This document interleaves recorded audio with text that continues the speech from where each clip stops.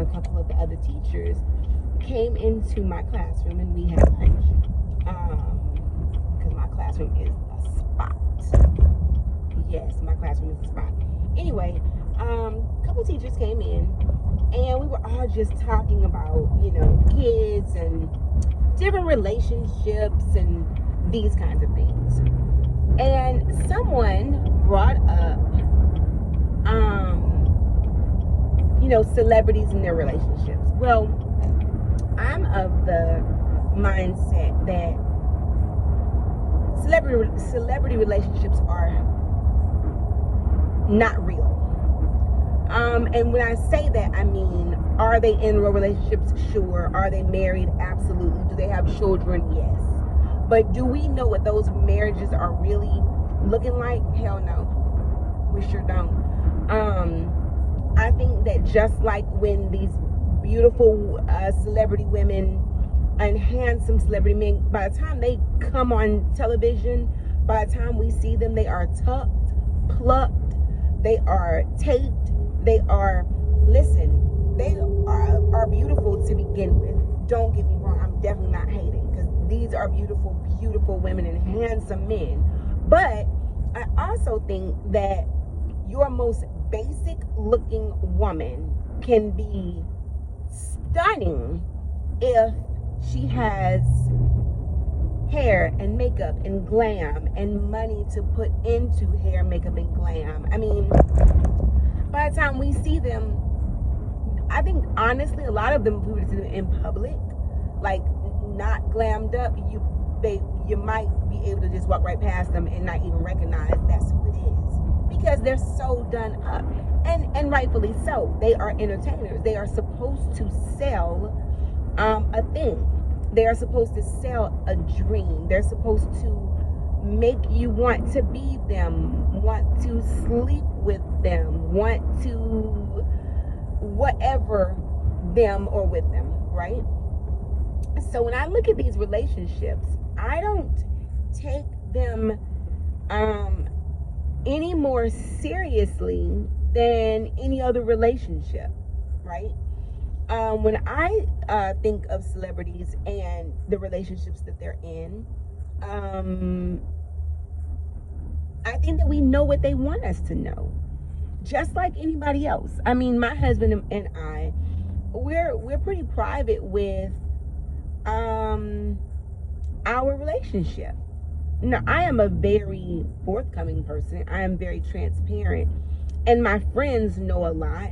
But even my friends don't know everything, because one thing I'm not going to do is advertise my man. I'm not going to do it. I'm not about to tell you information that makes you look at him the way I look at him. I'm not about to be, oh girl, when he does, or when he says, or when he blah, blah, blah. I'm not going to do that because, one, I'm a grown-ass woman. That's the first thing. And second of all, I'm not going to advertise my man.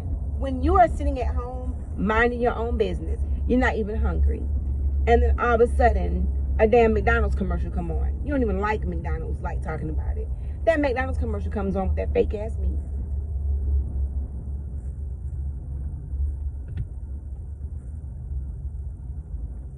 It's fake, sorry.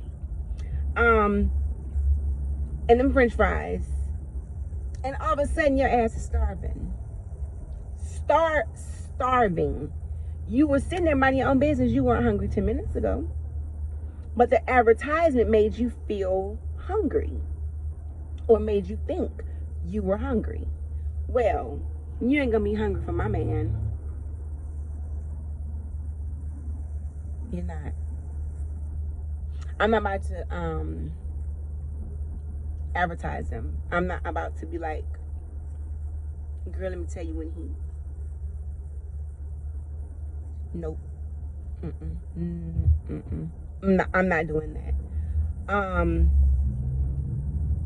So I just think that a lot of times with celebrities, we don't know more than they want us to know. Period. A lot of times, unless it's some scandalous shit that we hear about, and then that don't make the person more appetizing anyway. That gives them the ick factor, because I don't think any of us are really chasing down no man that is cheating, lying, or no woman that's sleeping with all the homies or whatever. I mean, nobody is doing that, right? But we were talking, and something very interesting came up. The famous Ciara prayer. And the teachers that were in the room we're all, I would say, in our 40s. Yeah, but we're all in our 40s. But then the girls in the room were all chocolate women, so they might have been in their 70s and just look 40. I don't know. I don't make the rules. It just is what it is. Sorry. Anyway, that's that black girl magic. But anyway, they were talking about Ciara and her prayer, and apparently there's a TikTok and you get to actually hear the prayer, whatever. And I made the comment that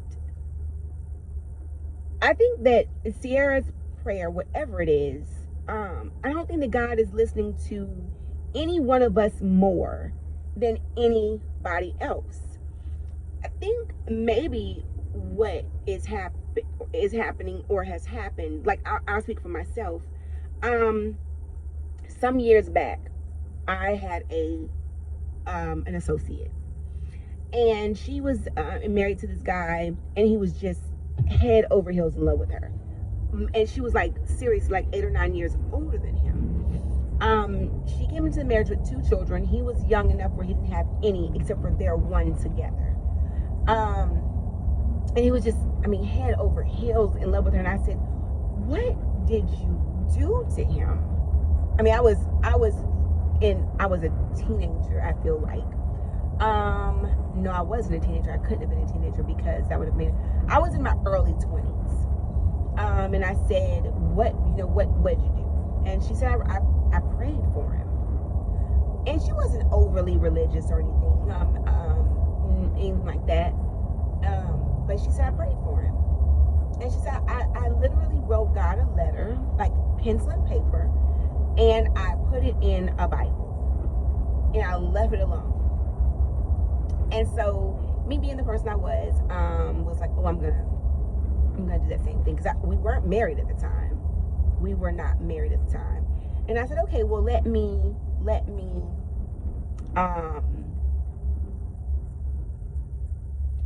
try that. I'm gonna, write God this letter, and I'm gonna tell him everything that I want, and I'm gonna, if it worked for her, it's gonna work for me. It's like magic, right? So I wrote this letter, and I was very detailed. I want him to look like. I want him to. Back then I was young, so I want him to drive this particular car, which it was not like a Maserati or a BMW. It was a truck. I want him to drive a big truck, right? And I want him to be in the army, and I wanted him to be this, and I wanted him to be that. All right? Wrote him this letter, very outlined, very detailed, put it in the Bible, walked away from it. Oh, but when I walked away from it, me being me, I was like, yeah, but God is going to need my help, right? Because God clearly isn't going to do it by himself. He is going to need my help. So let me put my hands all over it. Let me help him. So when I was putting my hands on it, I ran into this guy. I ran into that guy. I'm putting my hands all over it. And this guy was a good guy, but not for me. This guy over here was a good guy, but not for me. This guy over here was not a good guy for anybody. He gonna bust hell wide open. But anyway, but I was with my hands all over it. So I decided, okay, you know what? Maybe God is God all by himself. Maybe he doesn't need my help. Maybe I'm gonna take my hands off of it. And when I did that, my husband was standing right there, like right there. And it was the most amazing thing, because my husband said the first time he ever saw me, the moment he saw me, he knew I was his wife.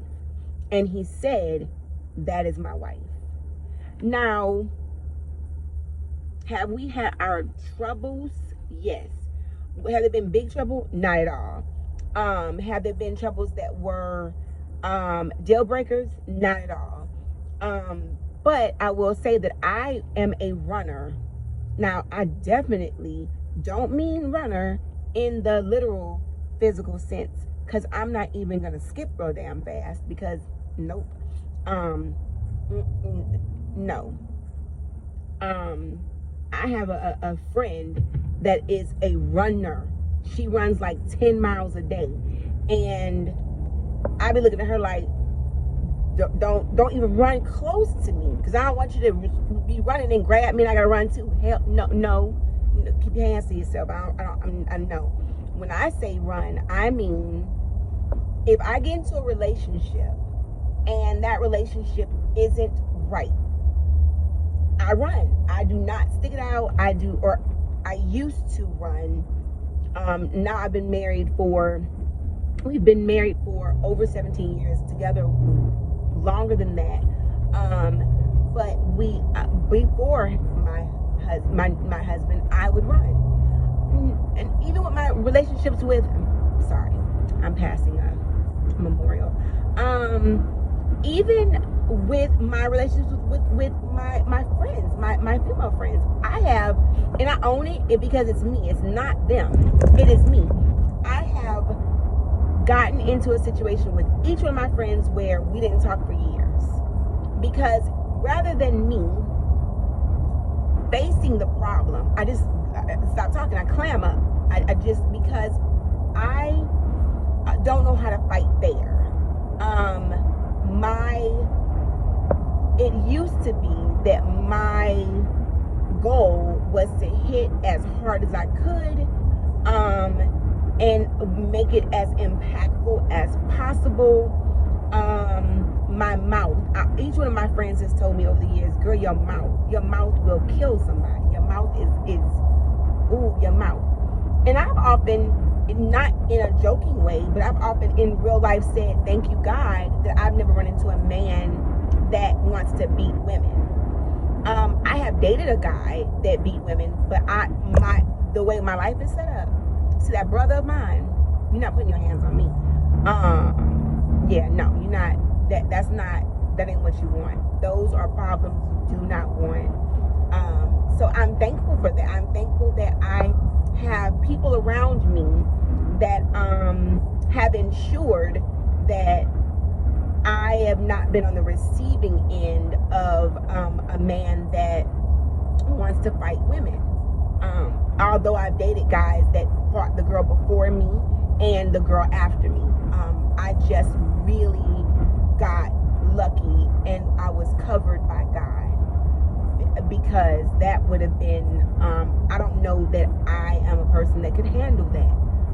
I don't know how I would bounce back from that. But anyway, my friends have told me, your mouth, girl, your mouth, you better watch your mouth is spicy. That mouth.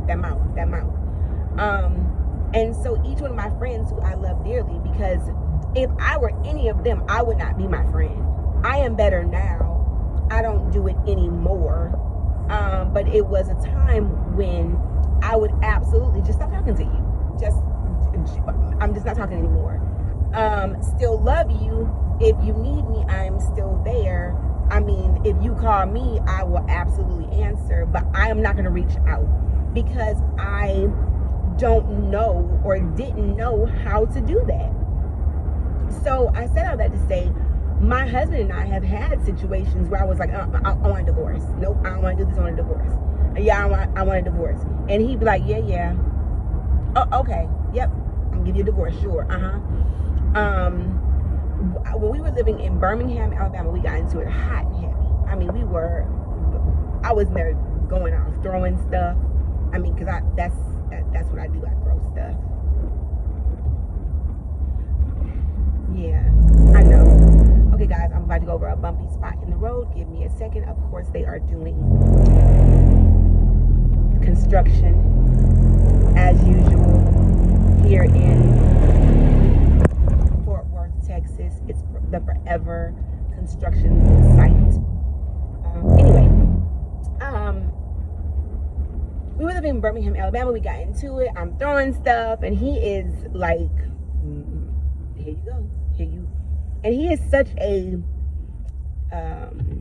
gentle man, and not a gentleman. He's a gentleman, yes, but I'm not saying gentleman. I'm saying gentle man in the way that he's very delicate with me, and I'm so thankful for him for that. But I'm throwing stuff, breaking stuff, and I'm like, no, take me to my mama. I'm leaving you. So this man drove me from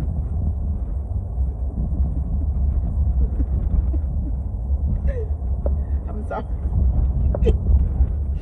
He drove me from Birmingham, Alabama to Parsons, Kansas. And we didn't say a word.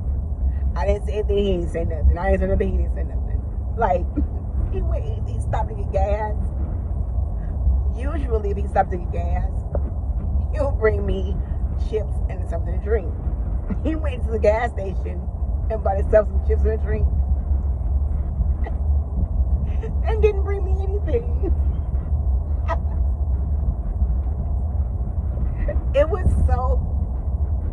It is so funny now. But when I say I was pissed, oh my God. I was just, oh my God. And so we get all the way to Parsons, Kansas from Birmingham, Alabama, non-stop driving. We get there and he doesn't leave. He does not leave. And so I'm walking around the house. I'm mad. I'm just mad. I'm not gonna do this with him. And I want a divorce, and I'm just doing that thing that I do, because that is what I do. I have these tantrums. That is what I did. And I really should have turned. The person behind me probably is cussing me out. Sorry. I should have turned. I had plenty of time. And I said to him, when are you leaving? And he looks at me, he says, girl, I'm not leaving until you leave. I'm waiting for you to get over this little fit you're throwing.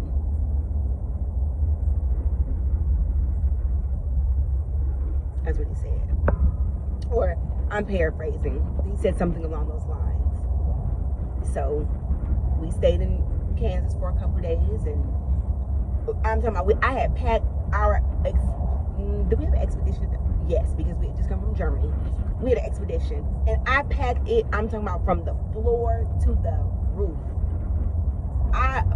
All my stuff. I was probably trying to put the damn couch in there and realize it wouldn't fit. Everything, all of it. And we had 3 of our 5 children then. Maybe our 4? No, just 3. And I'm talking about, he drove me like all the way, and he was like, I'm not leaving without my family. Girl, you crazy. But whatever. When you get done with your little tantrum, we're going home. And I got my behind that truck and went back to Birmingham, Alabama. I sure did. Once he got done letting me have my tantrum and he put his foot down, I was back at home in Birmingham, whatever our address was. Yes, I was. But I said all of that to say, when I took my hand off of what I had given to God, and I wasn't messing with everything, and I let God be God. Ooh, look at that good son. Look at that good son. Ooh, look at that. When I let him do what he was gonna do, and I wasn't interfering, I got the best man that I could have ever asked for, and I got everything. I mean, when I say everything I asked for in that letter, when I say everything, I wrote that letter, I put it in that Bible, just like she told me. Her name was Susie. I will never forget. Her name was Susie. And I wrote everything I wanted. Everything. I put his height. I put his complexion. I put the size of a man I wanted, because I wanted him to be a big man. I wanted him to be dark skinned. I wanted him to be at least 6 feet tall. I mean, I wanted him to be in the Army. I wanted him to drive a truck. He drove a Suburban. I wanted him to come from a big family. His grandmother has 9 children. I wanted everything. Everything I asked for, I got. Now, I will say this. The stuff I didn't ask for, I did not get it. God was like, you run around here asking for everything else. You were asking for height, weight, and complexion. You should have asked for some stuff that was more important. Because I sure didn't get some stuff that on the back end, I most certainly should have asked for. Now, when I say that, please do not think it's not finances. It is not anything materialistic. It is not anything that is superficial. It is not. It has to do with relationships.